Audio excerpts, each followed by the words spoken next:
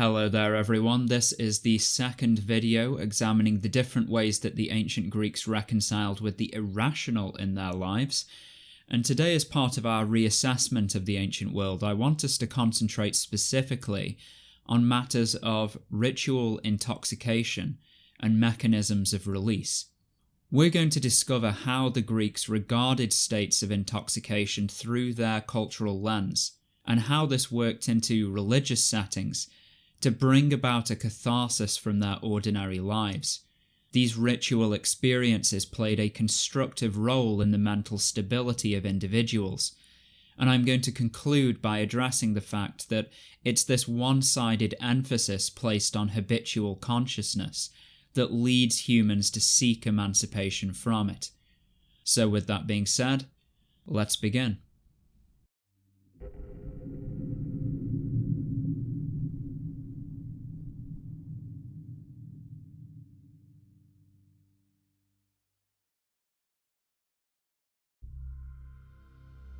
Despite the fact that Western psychology is a relatively recent development on the world stage, human beings have been dealing with problems of mind for centuries. We have gradually transitioned from a mytho-religious conception of psychic phenomena into a secular one, replacing what were once considered the interferences of gods and spirits with a series of diagnostic criteria for various patterns of activity. Yet despite this, we are still very much in the same position as our ancestors were, in the sense that the mind still presents a great source of mystery to us, and despite the confidence we place in our specialists and the bold promises of neuroscience, we are still dealing with a great, untamed continent. Socrates, who we saw in the opening quote, delineated 4 broad types for defining madness in human beings, each with a corresponding link to a specific deity which represented their causality. Prophetic madness, which derived from Apollo, erotic madness brought on by the Eros and Aphrodite, poetic madness, a kind of inspired artistic rapture sent by the muses, and finally telestic or ritual madness, which stemmed from the influence of Dionysus. And it's the telestic variant that we'll be focusing on in this video. The definitions around these categories altered as Greek society proceeded through history. In earlier times, the causality had a much more explicitly religious component, and generally, as a rule, as human societies develop, it's not so much that the religious aspect is completely lost, rather it takes on a more nuanced character, with the phenomena now being seen as the products of a dysfunctional system, interlacing with divine influence. So when Socrates says that our greatest blessings come to us by way of madness, he is referring specifically to madness that has a divine origin. In every major human culture, insanity has been regarded akin to a kind of disease, which upon contact arouses suspicion, and a distance is created between the afflicted and the healthy, much like one does with a rotting carcass. The way that our brain compares insanity with disease is an interesting one, and it probably has roots connecting to the most remote chapters of our evolutionary past. This relationship often creeps up in our language, as is noted in the stories of Odysseus and what befell the Cyclops Polyphemus when he was touched by the divine hand. In the narratives, Polyphemus falls to his knees and begins screaming, and upon the other Cyclopes asking what is the matter, they are told, "No man is trying to kill him. The sickness from mighty Zeus cannot be avoided." The afflicted that lived in the capital Athens would be spat upon and pelted with bricks to ensure that distance was created. However, they were never seriously abused, because in their cultural framework, the mad were closer to the life of the Godhead, and so one should think twice before wrongdoing a madman, as doing so might invite the same calamity upon oneself. And yet despite these opinions, the ancients found ways to temporarily go mad themselves, in a certain manner of speaking that is, and they achieved this through a process of ritual intoxication.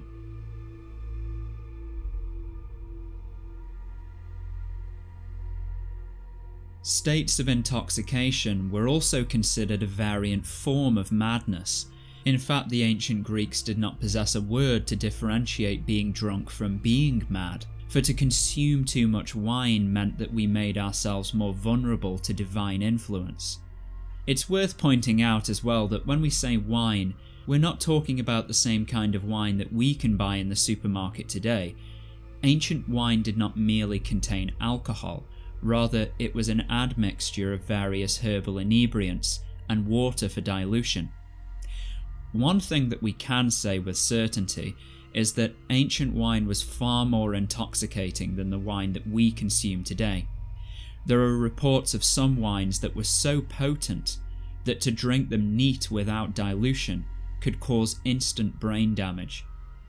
At the end of his life, Diogenes Laertius, an ancient biographer of Greek philosophers, is said to have drank strong wine to hasten the oncoming of death. There are also findings from the famous historian Herodotus that it was irresponsible use of wine that led to the permanent derangement of Cleomenes, the mad king of Sparta. Wines that were the reserve of sacral purposes were especially inebriating, as the intent was to invoke divine madness. Concerns over consciousness and the ability to manipulate it are central to the human experience, and anything that is central to the human experience becomes incorporated into the foundations of culture. One of the most characteristic qualities of older ways of considering the world is the interrelatedness between different types of category system. The natural world becomes indistinguishable from the religious. Science carries a sacred component. The aesthetic intertwines with cosmology and philosophy, creating a cross-referential system of information. This interrelatedness reveals itself in the connections between the natural ingredients that made the sacred wine and the cosmological framework that supported the Greek mind. Grapes and herbs are the products of plants which are rooted into the earth and are fertilized by the effects of the sun and the rain. This means that plants become symbolically united to the life of the underworld, the powers of heaven, and the middle world of men at once, establishing the grounds for a vegetable symbolism that connects to all three tiers of the structured cosmos. Therefore, to consume the fruits of such a union was to directly imbibe divinity into oneself. The mind-altering effects of the inebriant ingested within a ritual setting placed people in a state of receptivity where direct contact with the divine element could be more readily established. Similarly to how the insane were seen as being closer to the Godhead, these rites were an artificial way of recreating the same proximity within the participant, naturally with the added reassurance that they would return to their senses sometime later.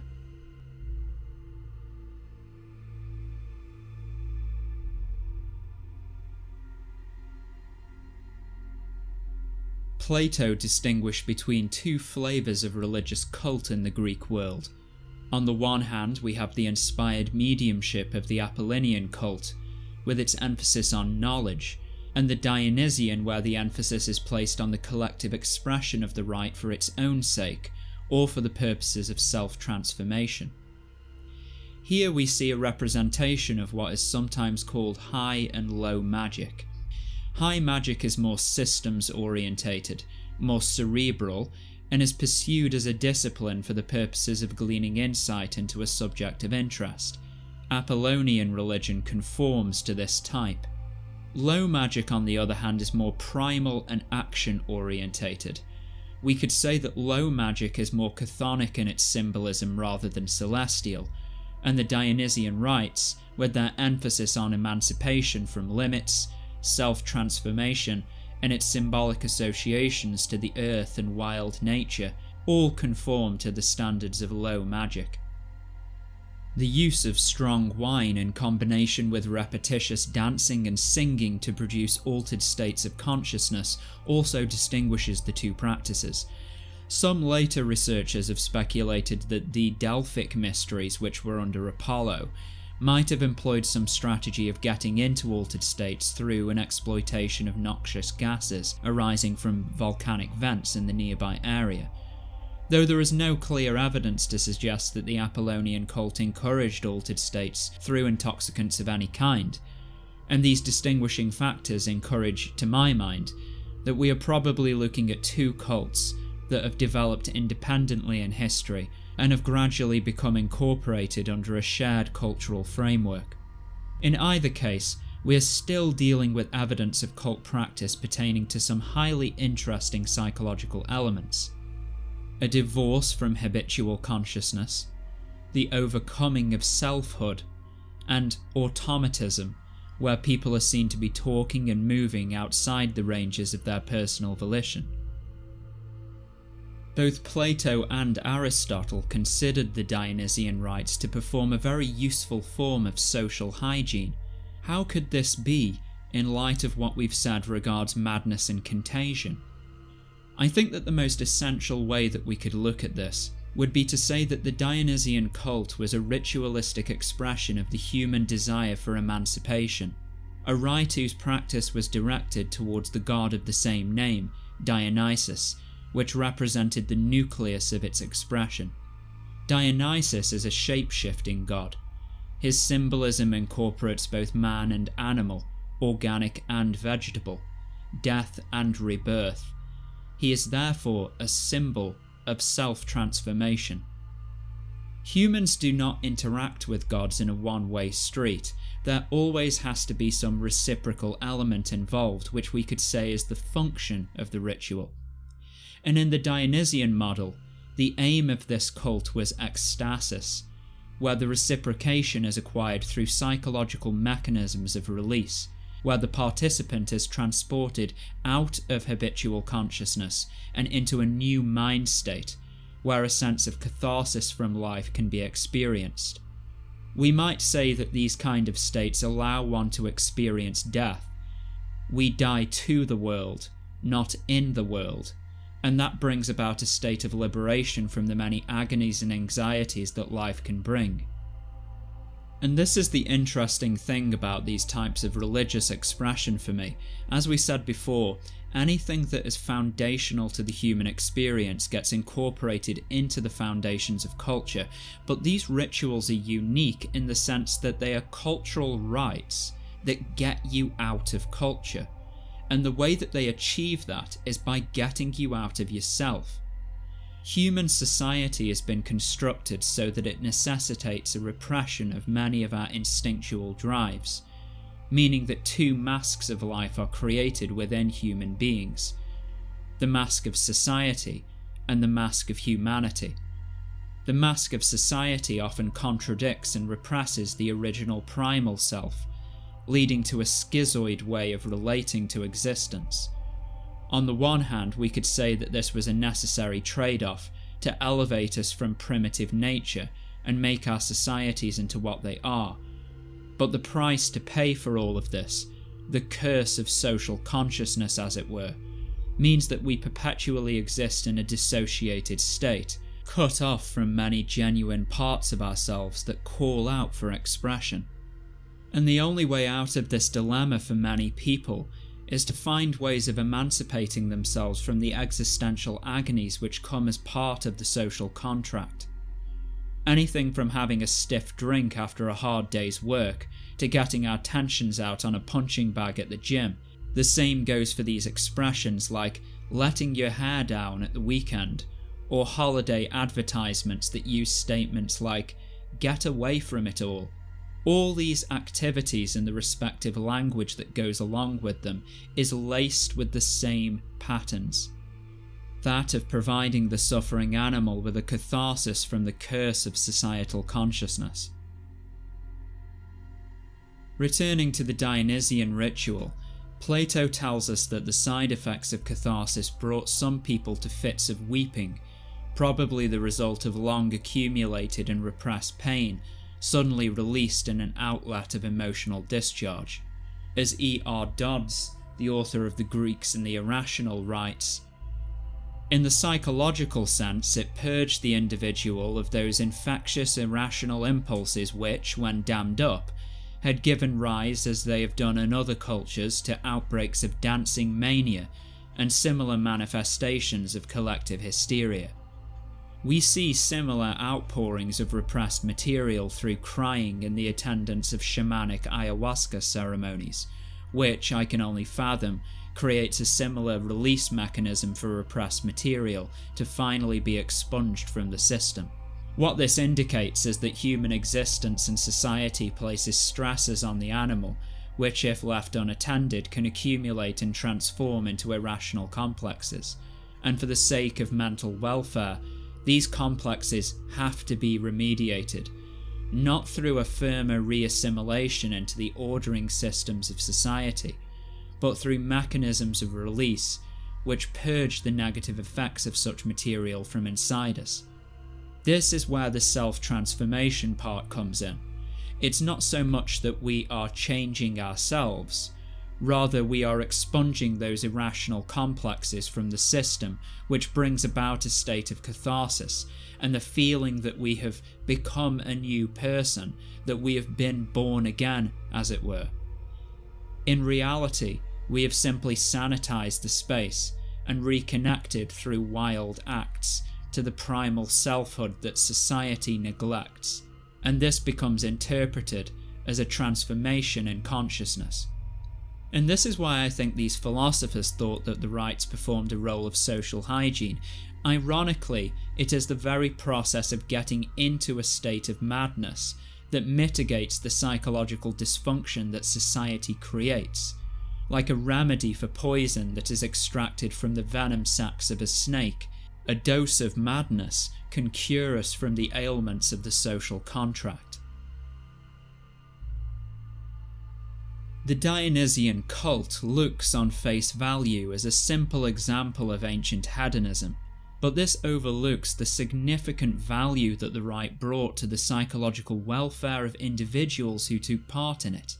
Such boundary-dissolving experiences represent the limits of our understanding over what it means to be human and what such a thing as consciousness really is. Though one thing that we can say with clear confidence is that such experiences have always been sought by human beings, and that they have played a significant role in the formation of cultural cosmologies and to the concerns of mental healing. The debate over whether or not these cosmologies are true to our understanding of nature today is, I think, overlooking the real issue, namely that the emancipation brought about through mechanisms of release can complement the psyche's initiative to reconcile itself to itself, and in that process heal the wounds that have been created by the effects of society. We cannot wear the mask forever. Sometimes we need to let go of everything, including that sense of individualistic selfhood which is most precious to us, and be released into boundlessness, where the gods are.